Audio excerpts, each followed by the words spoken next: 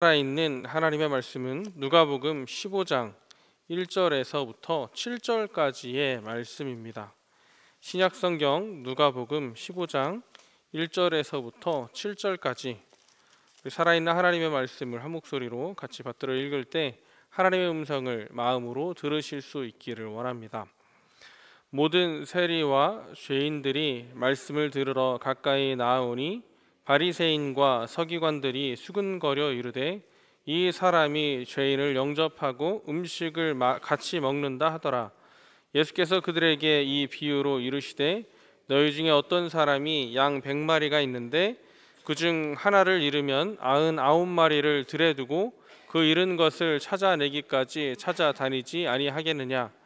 또 찾아낸즉 즐거워 어깨에 메고 집에 와서 그 벗과 이웃을 불러 모으고 말하되 나와 함께 즐기자.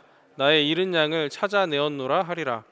내가 너희에게 이르노니 이와 같이 죄인 한 사람이 회개하면 하늘에서는 회개할 것이 없는 의인 99으로 말미암아 기뻐하는 것보다 더하리라. 아멘. 오늘 본문은 잃은 양을 포함해서 잃은 드라크마 또 잃은 아들을 찾아가는 이 세 가지 비유를 이야기하고 있는 누가복음 15장의 첫 비유, 이제 잃은 양을 찾는 목자의 비유입니다. 누가복음 15장에서는 잃은 것들을 찾는 기쁨에 대해서 이야기하면서 어떻게 하나님께서 잃은 한 사람을, 한 영혼을 찾으시는 걸 또 더 앞에서 그 말씀에서 이야기하는 것처럼 죄인 한 사람이 돌아올 때 그 기쁨에 대해서 우리에게 이야기해 주고 있습니다. 그러면서 그 기쁨 가운데 참여하기를 얘기해 줍니다. 말씀을 찬찬히 살펴보면 세리와 죄인들이 말씀을 들으러 가까이 나오고 있다고 이야기합니다. 근데 세리와 죄인들이 말씀을 들으러 가까이 나올 때 예수님은 어떤 모습이었을까라고 생각해 보면 지금 바리새인과 서기관들이 수근거리는 그 모습으로 예수님께서 세리와 죄인들이 예수님께 나올 때 어떤 모습이었는지를 알 수 있습니다. 2절에서 뭐라 이야기하고 있냐면 영접하고 음식을 같이 먹는다라고 이야기하고 있습니다. 세리와 죄인들이 나올 때요, 예수님께서 가만히 앉아 계시거나 어디 잘 오나 보자가 아니고 영접한다는 말로 지금 표현하고 있습니다. 바리새인과 서기관들이 예수님이 가만히 있어도 마음에 들지 않는 모습이어서 영접한다고 이야기할 수도 있겠으나 말씀에서 있는 그대로를 보면 예수님이 세리와 죄인들이 올 때에 그냥 모른 척하거나 그냥 오는구나라고 하는 것 이렇게 보는 게 아니고 적극적으로 그들을 맞이하고 있는 모습을 살펴볼 수 있습니다. 최소한 그들을 거부하거나 오지 말라 하는 모습이 아니라 그들과 더 가까이 하려는 모습을 봅니다. 음식을 같이 먹는다라고 이야기하는데요. 음식을 같이 먹는다고 이야기하는 건 이스라엘 사람들은 이방인과 음식을, 죄인들과 음식을 함께 나누지 않습니다. 이러한 모습은 우리 레위기에 보면 화목제물이라든지 제물을 드릴 때 그 모습들이 나오는데 죄 있는 사람은 제물 앞에 갈 수가 없고 화목제물을 함께 먹는 제사하고 나서 먹는 그 제물을 먹을 수가 없습니다. 누가복음 말씀에 보면 우리 선한 사마리아인 이야기 나오잖아요. 그 선한 사마리아인 이야기 나올 때 제사장과 대제사 레위인이 그냥 피해가는 모습들을 이야기하는데 성경학자들은 이야기할 때 그 죽은 사람을 만지면 부정해져서 예배에 참여하지 못하거나 아니면 그 예배 음식을 함께 할 수 없기 때문에 이제 그 강도 만난 사람을 피해간다라고 이야기합니다. 그만큼 바리새인과 서기관들이 음식을 예수께서 같이 먹는다라고 이야기하는 것은요, 예수님께서 그들을 부정하다 생각하지 않으시고 함께 자리하신다라고 하는 이야기입니다. 그만큼 예수님께서 세리와 죄인들을 같이 하시면서 대하는 모습을 이야기해주고 있습니다. 예수님께서 이런 비유를 이야기하실 때 잃은 양을 찾는다라고 이야기하고 계십니다. 그 잃은 양을 찾는 모습을 보면 99마리를 두고 그 양을 찾으러 가고 있는 목자의 이야기를 해줍니다. 혹자는 이야기할 때 목자가 한 마리 양 찾으러 가면 99마리는 누가 지키나 라고 이야기하기도 합니다. 그러면 목동도 있고 양치기 개도 지키고 있고 99마리는 이제 안전하게 해놓고 한 마리 찾으러 예수님 가신 것이다 라고 누가 이렇게 써있진 않지만 그리 이야기하기도 합니다. 그런데 여기에서 우리가 집중해야 할 것은 그 목자가 99마리를 두고 홀로 떠났다는 이야기입니다. 그러니까 99마리보다 지금 71마리에 더 많은 관심을 가지고 있다는 이야기입니다. 언제가 담임 목사님께서 이런 이야기 하신 적이 있습니다. 교회는 효율적으로 움직이는 곳이 아니다. 교회는 한 영혼을 위해서 때로는 낭비하는 곳이다 라고 이야기하기도 하셨습니다. 지금 예수님께서 이른 양 한 마리를 두고 99마리를 이른 양 한 마리를 위해서 99마리를 두고 가는 이 모습은 효율적이고 대비되어 있고 99마리를 잘 지킬 것들을 다 지금 마련해 놓고 간 것에 초점이 되어 있는 게 아니고요. 99마리가 어떻게 되든지 지금 이른 양 한 마리에 집중하고 있는 목자의 모습을 보라고 이야기하고 있는 것입니다. 여기 계신 우리는 99마리에 속하나요? 아니면 71마리에 속하나요? 예수님이 이런 모습을 보면서 99마리는 어떡하라고 라고 말할 처지가 우리는 아닙니다. 왜냐? 우리는 잃어버린 그 한 마리 양이기 때문입니다. 잃어버려서 어디선가 쓰러져 있거나 아니면 광야에 이리에게 먹힐 수밖에 없는 그런 잃어버린 양인데, 그런 우리를 향해서 와주시는 예수 그리스도에 우리는 감사할 수밖에 없는 사람입니다. 99마리 어떻게 하고요? 라고 말할 처지가 우리는 아닙니다. 그리고 오늘 말씀에서 더 집중하라고 이야기하고 있는 그 99마리가 아니라 한 마리에 대해서 예수님 집중하라 이야기하셔서 우리는 거기에 좀 더 집중해 보기를 원합니다. 그런데 이 이른 양에 대해서 이야기하시면서 그 내용이 그 기쁨이 드라크마를 찾은 여인에 대한 그 기쁨과 같이 표현되고 있습니다. 자, 100마리 중에 한 마리, 10드라크마 중에 한 드라크마, 어떤 게 더 클까요? 한 드라크마는 흔히 우리 데나리온이라고 하는 이야기 기억하시나요? 한 데나리온은 어느 정도의 값어치라고 혹시 기억하고 계시나요? 예, 하루 품삯으로 기억하시죠? 드라크마도 하루 품삯 정도라고 합니다. 데나리온이 이제 로마 당시에 쓰이는 화폐의 가치였다면 드라크마도 동일한 은전의 가치로 이제 무게 단위이기, 그 여인이 찾아가고 있습니다. 자, 100마리 중에 한 마리가 소중할까요? 10개 중에 한 드라크마가 더 소중할까요? 어떤 것이 더 소중한지는 우리 6절의 말씀과 9절의 말씀에 보면 잃은 아들을 찾는 아버지의 비유가 이어서 나옵니다. 잃은 양과 잃은 드라크마 그리고 잃은 아들에 대한 비유가 이어서 나오는데요. 잃은 아들을 다시 찾는 기쁨은 어떠할까요? 100분의 1을 찾았을 때의 기쁨과 10분의 1을 찾았을 때의 기쁨, 그리고 이제 둘 중에 하나를 찾았을 때의 기쁨에 대해서 예수님은 순차적으로 잃은 것을 찾는 자의 기쁨을 이야기해 주고 계십니다. 둘 중에 한 아들을 잃었다가 다시 찾은 그 아버지의 기쁨은 이루 말할 수가 없을 것입니다. 그런데 이 아버지의 기쁨에 대해서 이야기하는데 예수님께서는 이 잃은 양을 찾을 때의 기쁨에서부터 잃은 아들을 찾을 때의 기쁨에까지 염두하고 이야기하고 있는 것이 있었던 것 같습니다.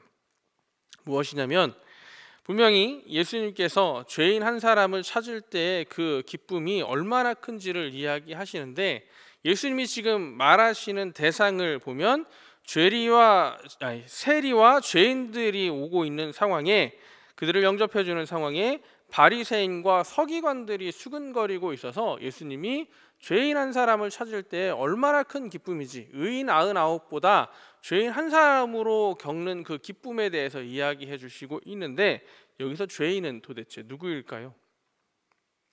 우리는 쉽게 생각하기에 세리와 죄인들이 얼마나 그 죄인이라 불리는 그 사람들이 돌아왔을 때 예수님이 얼마나 큰 기쁨을 이야기하시는지를 첫 번째 생각할 수가 있습니다. 그런데 말씀을 묵상하면서 저는 든 생각이, 여기에서 정말 죄인은 누구일까라고 하는 생각이었습니다. 먼저는 이 말씀을 보고 있는 제가 죄인이기도 하였습니다. 아까 말씀 초반에 이야기했던 것처럼 99마리에 대해서 걱정할 만한 상황이 저에겐 없습니다. 또 제게는 없어 보였습니다.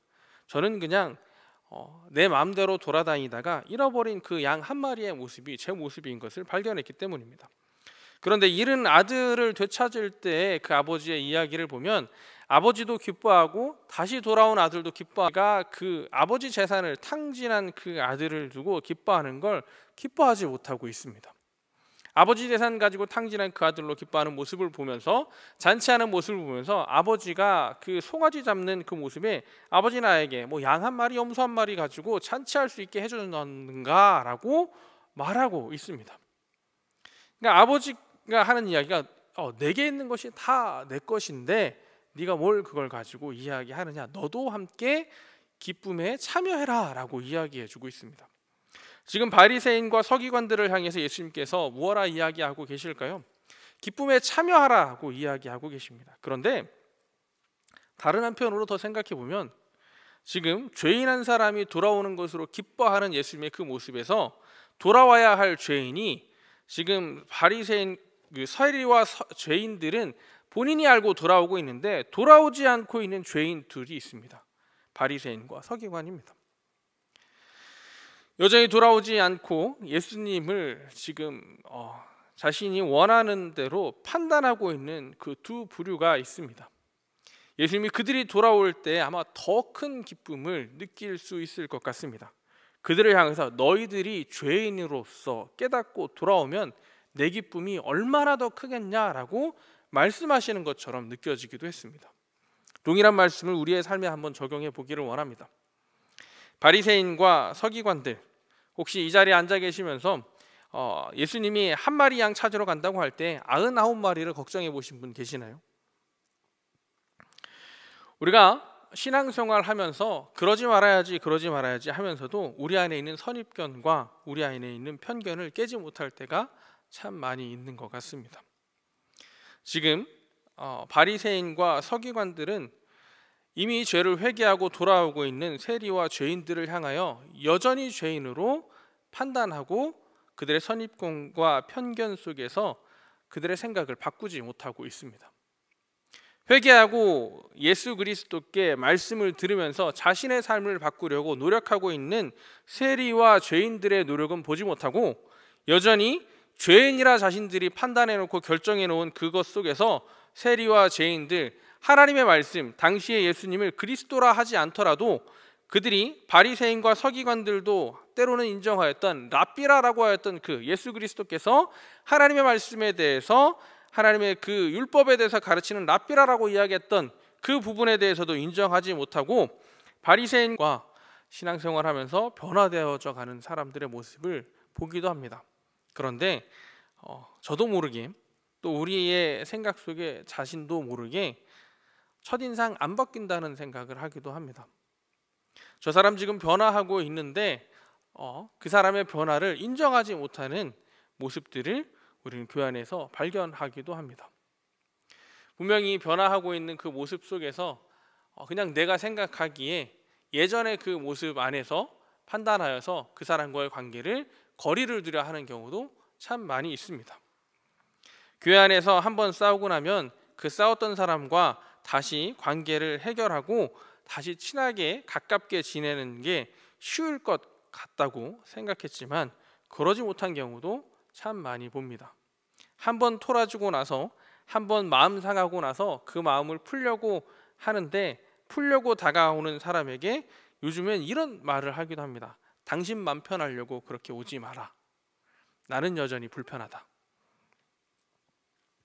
내 마음에 정해놓은 것들 안에서 변화하지 못하는 모습, 내가 생각하기에 저 사람은 저런 사람이라고 생각해놓고 내 머릿속에 박혀있는, 내 마음속에 있는, 내 마음 안에 박혀있는 것들을 바꾸지 못하는 그런 모습들이 우리 안에 여전히 남아있지는 않은지 한번 생각해 보기를 원합니다.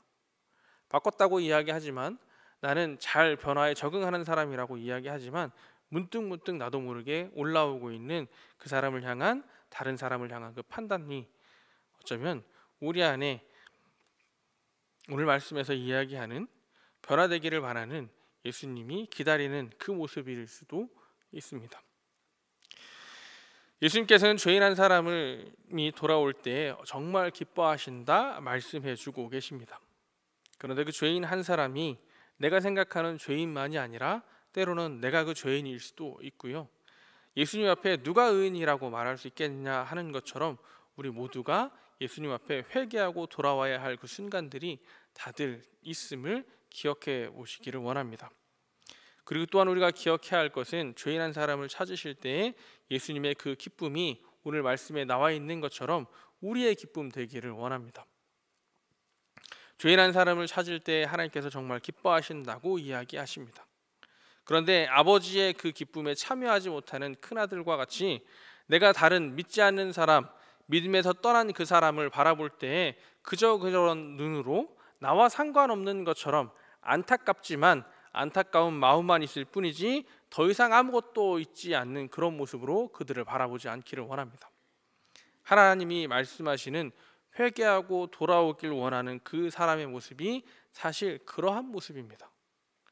한 영혼의 간절함을 알아야 된다라고 이야기하셨던 한 분이 계셨습니다. 저에게 이야기하시기를 제가 전도사 때였는데요, 전사님도 개척교회 한번 경험해 보셔야 하는데 라고 이야기하셨습니다. 이야기할 만한 분이었습니다. 그러면서 개척교회를 경험해 보셔야 한 영혼의 소중함을 정말 알게 되는 것 같습니다 라고 이야기하셨습니다. 처음에 그 얘기가 무슨 이야기인지 몰랐는데 저희 어머니가 개척을 하셨고요, 제 동생이 개척을 하여서 개척교회에 대한 이야기들을 종종 듣게 되는데 한 영혼이 얼마나 소중한지를 이야기하곤 했습니다. 지난주에 왔던 그 사람이 다음 주에 또 올 거라는 보장이 없습니다. 1년 동안 다녔던 사람이 새로운 해에 또 함께 할 거라는 보장이 없다고 이야기합니다. 믿고 이제 뭔가 같이 할 거라고 생각했던 그 사람이 저 이제 큰 교회 가려고요, 결혼해야 되는데 작은 교회에 있으니 만날 사람이 없습니다 라고 떠나갔던 청년의 이야기를 들어보면서 정말 그 한 영혼이 한 교회에 정착하는 게 정말 쉽지 않은 이야기구나, 쉽지 않은 일이구나 하는 걸 생각해 보기도 하였습니다. 한 영혼이 한 교회에 머무르는다는 게, 한 영혼이 나와 함께 신앙생활 한다는 게 얼마나 어려운지를 개척교회 하면은 깨닫게 된다라고 하는 그 이야기가 제가 직접 경험해 보지 못하였지만 들어서 아는 정도가 이 정도인데, 아마 정말 그 현장에 있는 사람이라면, 그런데 전도하는, 특별히 가족을 두고 기도하면서 전도하고자 하는 마음 가운데 있는 분이라면 그 한 영혼에 대한 그 간절함, 다른 한 영혼 말고요, 내가 사랑하는 그 한 사람의 그 한 영혼에 대한 간절함은 정말 특별할 거라고 생각합니다. 그런데 그 한 영혼에 대한 그 간절함이 내가 살아가는 사람, 내가 아는 그 사람이 아니라 오늘 예수님께서는 죄인이라 이야기하십니다. 누구 특정하지 않으셨습니다. 하나님을 떠난 죄인이라 이야기하십니다. 우리 내 주변에 있는 예수 그리스도를 믿지 않은 그 사람에 대한 그 한 영혼에 대한 간절함의 마음이 항상 존재하시나요? 내가 알고 있는 그 사람, 나와 관계하고 있는 그 사람이 예수 믿지 않는 것에 대해서 포기해버리시진 않으셨는지요? 예수님께서는 분명하게 그 간절함을 가지라고 이야기하십니다. 그런데 그 아버지가 기뻐하는 자리 가운데 참여하지 못하는 그 첫째 아들의 모습처럼 그 모습이 우리 안에 있지 않기를 원합니다. 그때 우리가 어쩌면 오늘 말씀에서 예수님이 이야기하시는 회개하고 돌아오라 하는 그 사람의 모습이 아닐까 합니다. 아버지의 기쁨에 참여하지 못하는 사람 되지 않기를 원합니다. 회개할 일이 있을 때 회개하고 하나님 앞에 아버지께 다시 돌아와서 잃었다가 찾는 그 기쁨을 하나님 앞에 드리고 또 그 기쁨에 함께 참여할 수 있는 이 자리 가운데 함께하는 저희 모두 되기를 축복하겠습니다. 오늘 그러한 하루 살아가시기를 원합니다. 찬송 함께 하겠습니다. 295장